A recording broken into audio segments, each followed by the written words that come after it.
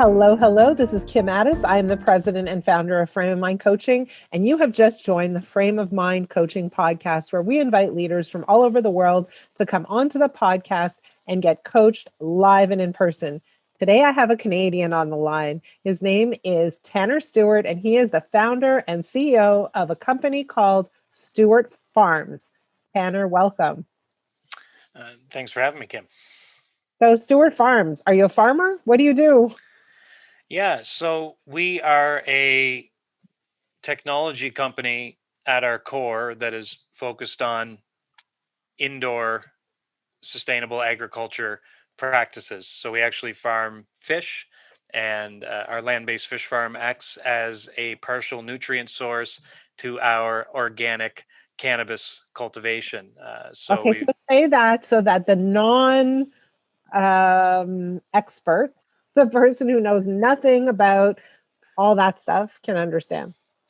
Yeah, we basically farm weed and fish in the same building, and we send the wastewater from the fish, and we use it as fertilizer for our plants, Oh, essentially. wow. So it's Okay. like a little. It's basically two businesses side by side in the same building.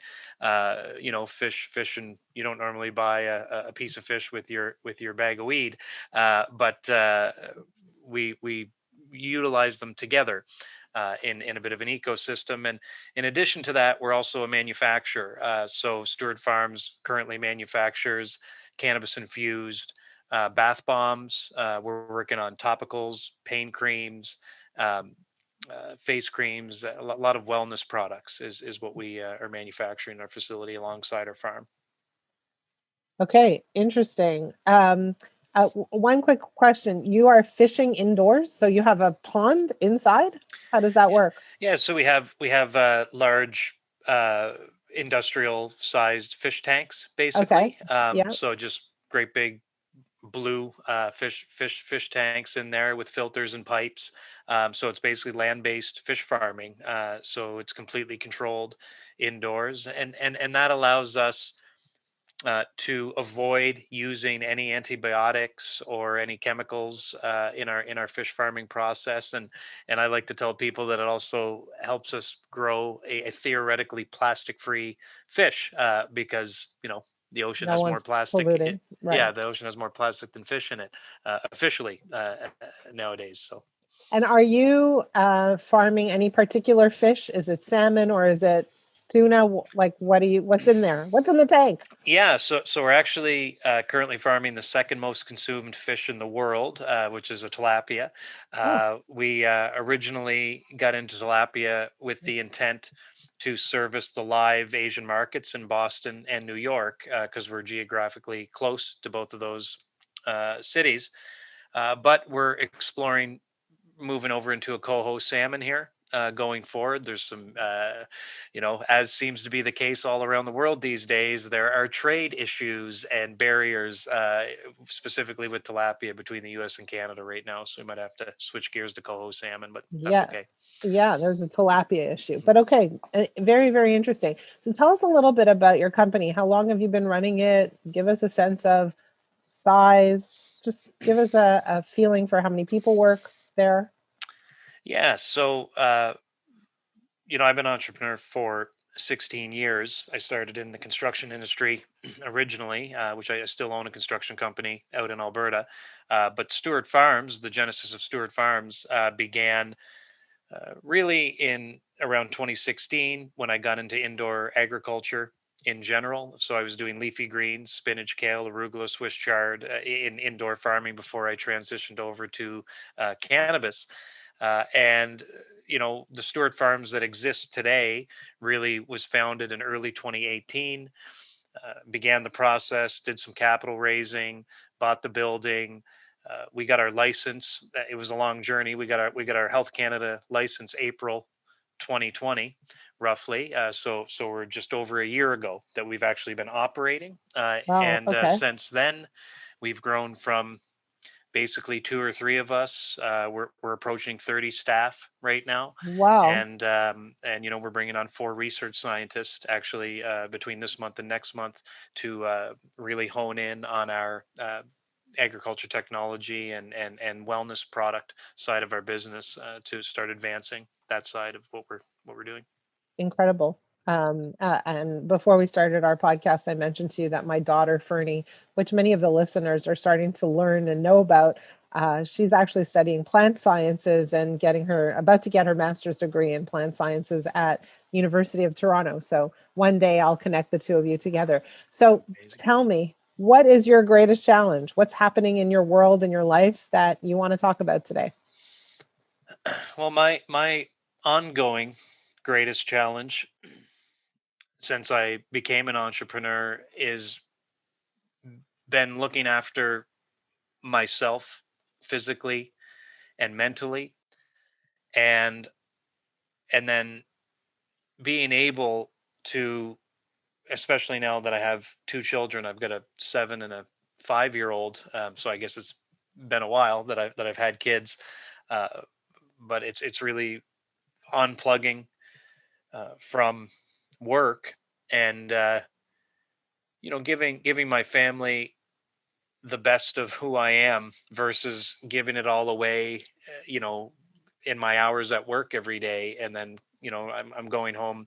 The pandemic's been I've gone a little bit downhill in my eating habits during this pandemic, and but anyways, going home exhausted and really not having the energy for my family or myself physically or mentally, because I feel like I and this has been a 16-year problem. This isn't this isn't recent. This Right. is giving it all to the business and the people that I'm working with, and as opposed to So tell other me a side. little bit more about how it's affecting you at home. So you go home at the end of the day, you're exhausted. What does exhausted sound like? You sit on the couch and you don't talk to anybody, you go in your room and you sleep, or you kind of slug it out. What do you do? Yeah, I mean, I'm definitely not as useful maintenance wise around the house as a lot of wives would like, a lot of husbands. That's for sure. But I've kind of established that within my family unit that unless I have 2 days off in a row, I'm going to be useless day number one, and then in the evenings I am useless because I'm exhausted. Right at the end of the day, it's not like I'm running a marathon, but I do this all day. I talk to people all day, Yeah. and that drains you.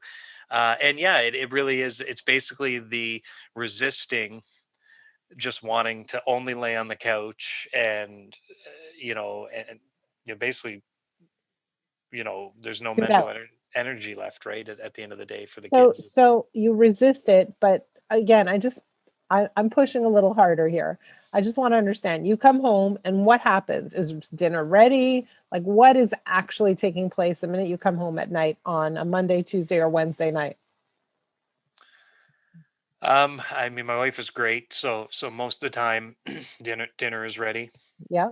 Um, uh, Recently, because I've really doing my best to committing to taking the entire weekends off, then that has elongated my Monday to Friday work days. So the kids are close to going to bed. I'm getting home at around 7, between 6:30 and 8, but more so 7 and 8 o'clock in the evening. And I come in and I'm just exhausted. Right, I'm excited to see the kids and see them off to bed, uh, but I don't have a lot of Time with energy to them. do anything with them or play any games. So you're not And then I, actually spending a whole lot of time with your kids. yeah, not Monday to Fridays. Anyways, the weekends have been pretty great recently, and then not a lot left for my wife for conversation or anything like that. Right? Is she That's complaining? um I mean, she's equally as exhausted. So she works a job, and then she's been looking after the kids and has already made supper. So it's kind of like two exhausted adults just fading into the evening. We watch some Yeah. Netflix and look at our phones for a bit, and then kind of nod off. Right. Okay. I get it. Okay. So normally in a coaching conversation, a coach might say, well, here are the things I want you to do differently. Right. Mhm. But you run a business and you figured out how to take fish feces and turn them into something useful. Right. Yep, yep. So you're a smart guy. So from my perspective, this is not a problem that requires, strategy or intellect. It really doesn't. If you said to me, here's the priority, here's what I need to do, and I know exactly how to get it done, here's how I would fit it in, right? Hmm. But this is not actually a strategy problem. It's not an intellectual problem. It's a problem of beliefs. Hmm. So let me explain what I mean by that. So, for the past 16 years, you've been living a very specific routine or pattern where you go to work, you give it all you got, you come home, and you're drained. First of all, there's a habit that's very well entrenched and very well built. You're used to it. That's your way of life. Okay. The thing is that it's coming at a bit of a cost. And the cost is connection. And the other, right, connection with your children, Yep. connection with your wife, but it's also coming at a physical, mental kind of drain cost. Yep. Correct. So we all have the same hours in the day. And by the way, I get it. I talk to people all day, every day as well. I know what it's like at the end of the day. But for some reason, at the end of the day, for me, it's like it's almost like I flip the switch and a new chapter in my day has begun and I get a renewed sense of energy. Like, okay, I'm done with that. What's new? Like it's like an exciting part of the day when the day is over for me. And so, what is really the thing that needs to change? The thing that needs to change is that you have a set of beliefs that says, I have to do this way. I Hmm. have to be at the office till 7 o'clock. I have to put in X number of hours. I have to completely dedicate and um, block off this time to work related activities. And when I'm done, I'm done. Like I'm done, Hmm. right? Spent. And so a lot of times people say, well, this isn't working. What should I do differently? And they want to take new action. And they say, okay, well, I'm just going to rearrange my schedule. I'll just do things differently. But if their beliefs aren't lined up with it, if they have a sense of guilt, well, I really should be working, or this thing needs me, I can't live without it, or these people at the office really need my time and attention, then what happens is you change your schedule for a short period of time, but eventually you revert back to old behaviors. Does that make sense? Yeah, I've done that a few times over the last 16 years. I call it my peak 6 months of professional and existence and kind of personal health and wellness.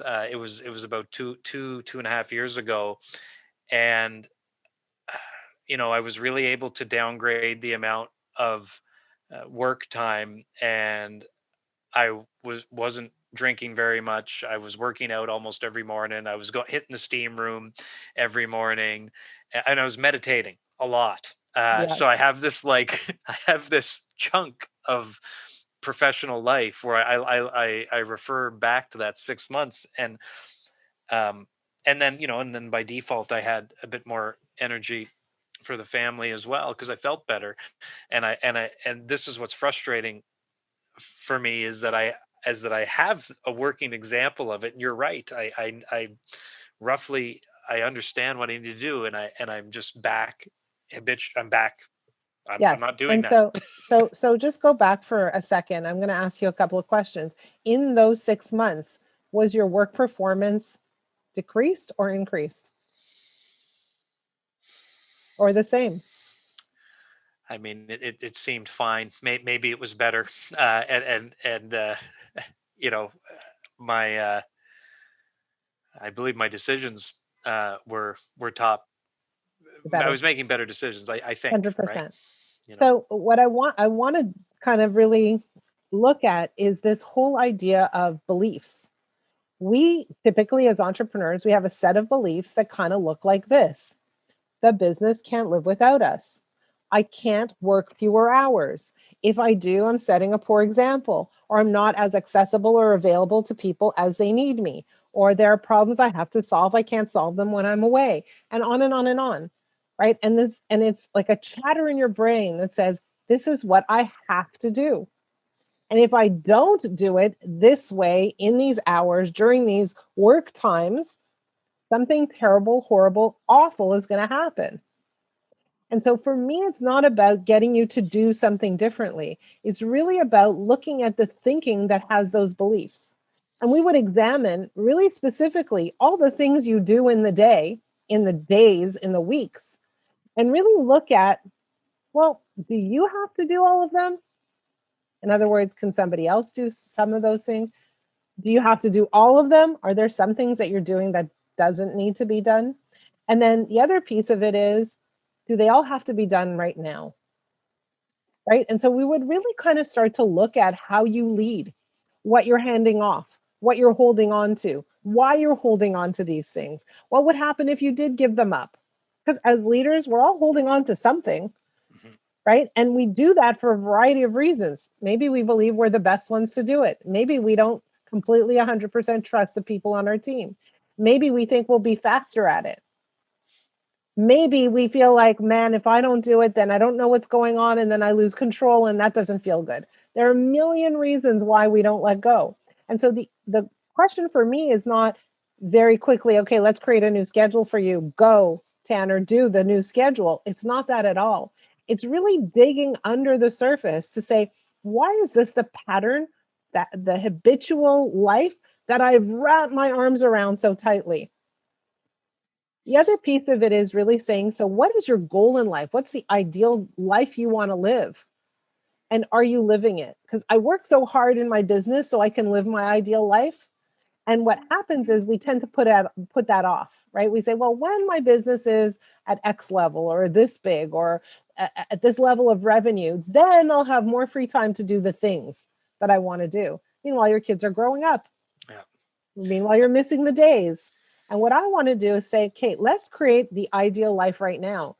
But we need to line up your thinking and your beliefs with the idea that this can happen now. In fact, if it does happen now, your business actually starts to grow at a much, much higher rate because you are making better decisions, because you do feel more at peace and more aligned with what you want your life to look like. And so, again, for you, it's not about creating a new schedule.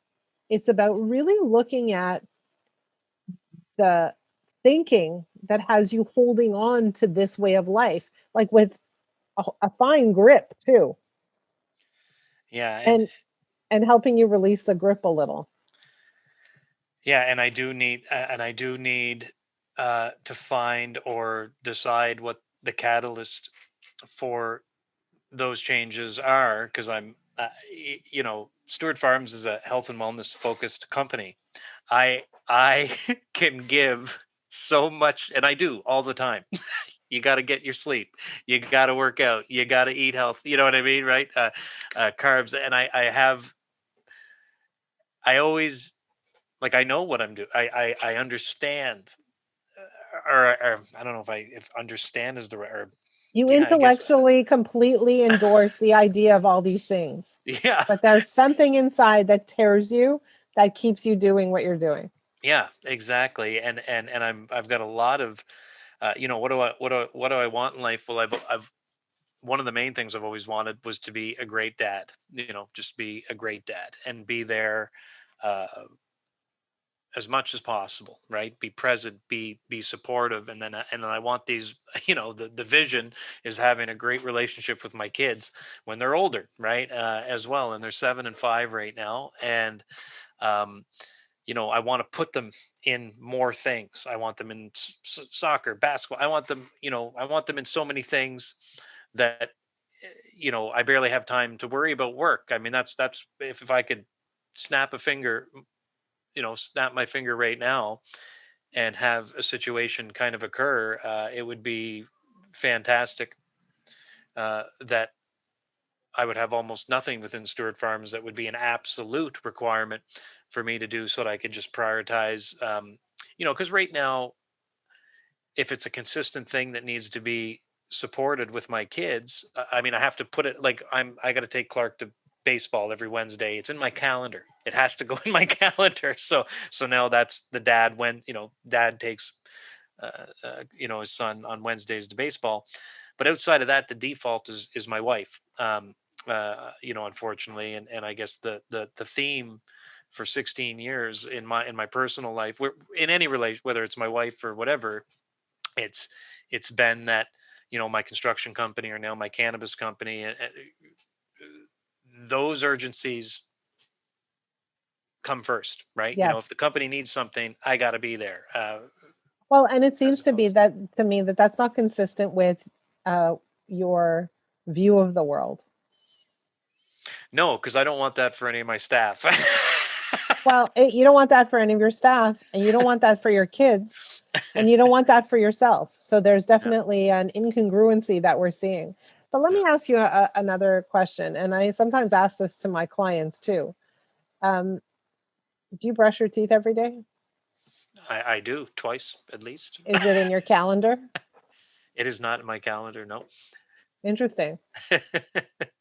And so why do I ask that? Because it's just hardwired, right? It's just the thing you do. It's just part of it's like you're not going to not do that. You're not going to say I don't have time to brush my teeth because my business comes first, Yeah.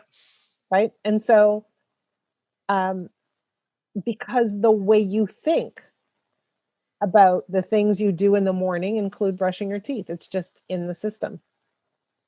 Yeah. And it's and when you really examine the whole toothbrushing example, toothbrushing and making sure it's in your routine is a thinking paradigm. It's not a doing paradigm. And so for someone like you, right, where you say, I run this health and wellness company, I need to be aligned with that health and wellness company to have integrity on Mhm. one side.